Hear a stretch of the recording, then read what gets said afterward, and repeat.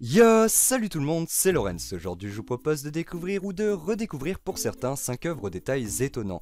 Car comme vous le savez, l'art est un sujet qui me passionne particulièrement. J'aborde ici l'art afin de vous faire partager ma passion et j'espère que l'idée vous plaira. Je vous propose donc de découvrir 5 œuvres aux détails marquants qui par leur histoire et leur subtilité marqueront vos esprits. Sans plus attendre que vous soyez un féru d'art ou non, je vous propose de découvrir ces 5 nouvelles œuvres que vous pourrez à l'occasion, pourquoi pas, ressortir autour de vous.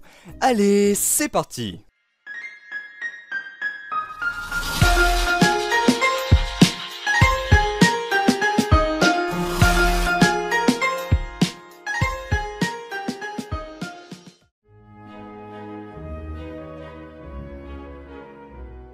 On commence tout d'abord cet épisode avec un tableau que beaucoup d'entre vous devez connaître, j'en suis sûr. La Joconde ou portrait de Mona Lisa est un tableau de l'artiste italien Léonard de Vinci, réalisé entre 1503 et 1506. Le tableau représente un portrait à mi-corps, probablement celui de la Florentine Lisa Gherardini, épouse de Francesco del Giocondo. Si on fait le calcul, le tableau est plus vieux que ta mamie, en effet il a plus de 500 ans d'existence et comme les êtres humains, un tableau ça vieillit aussi. Les couleurs du tableau font partie des choses qui ont vieilli, enfin disons que les couleurs ont évolué dans le tableau. En effet, la Joconde ne possède plus ses couleurs d'origine, qui sont devenues jaunâtres ou ont noirci avec le temps. Du coup, à l'aide d'une caméra spectrale à haute définition, Pascal Cotte, ingénieur et fondateur de Lumière Technology, a pu répertorier en 2004 les couleurs d'origine du tableau. Cette étude a révélé également que la Mona Lisa était vêtue d'une robe rouge carmin et non d'une robe verte très sombre. Sa chevelure ceinte d'avoine noire est ramassée par un chignon plat, peut être recouvert par un bonnet voilé. Mais ce n'est pas tout, l'expérience a aussi pu démontrer la disparition des cils et des sourcils de la Joconde. En effet, les cils et les sourcils de la Joconde originale auraient disparu au fil du temps, et cela sous l'effet du vieillissement de la peinture à l'huile. D'ailleurs, l'ingénieur de Lumière Technology a réussi à nous donner le rendu original du tableau, et il est clair que le tableau a bien mal vieilli au cours des siècles.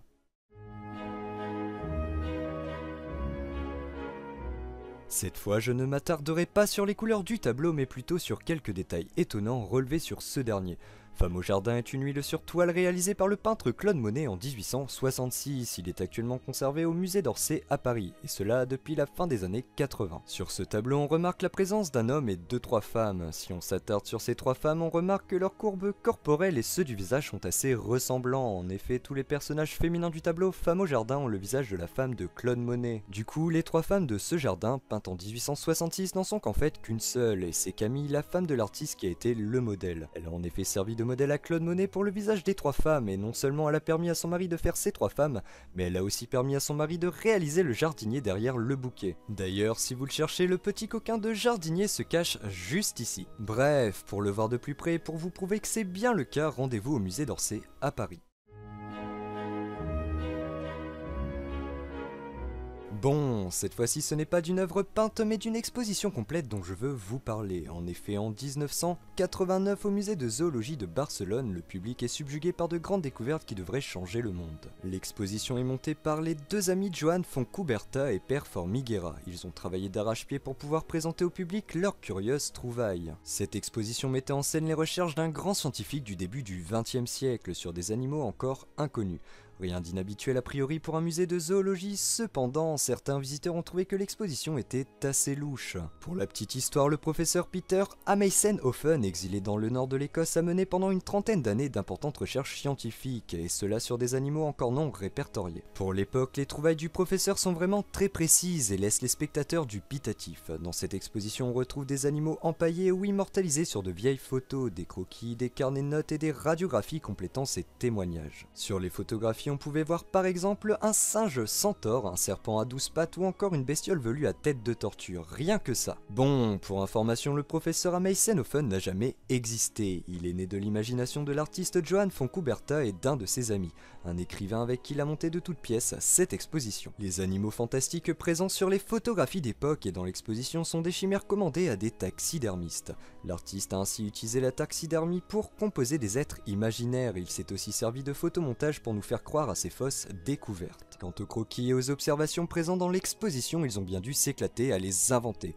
Et même sur le moment, et cela devant tant de preuves scientifiques, pas facile pour les spectateurs de ne pas tomber dans le panneau. Photographe et plasticien font qu'Huberta questionne le réel, la vérité et la nature. Présentée sous un aspect scientifique a priori crédible, Fauna est une installation totalement fausse et crédible à la fois. L'artiste catalan nous fait ainsi réfléchir sur notre jugement critique. On se demande alors jusqu'où sommes-nous prêts à croire les informations qu'on nous présente comme vraies. Et ne faites pas genre que sur le coup vous n'auriez pas cru à cette installation, la supercherie était tellement bien réalisée que beaucoup de personnes se sont fait avoir. La création d'Adam est la plus célèbre fresque de Michel-Ange, elle représente Dieu dans les cieux tendant le bras vers Adam sur terre. La création d'Adam est l'une des 9 fresques inspirées du livre de la Genèse, elle a été peinte par Michel-Ange sur la partie centrale de la voûte de la chapelle Sixtine dans la cité du Vatican.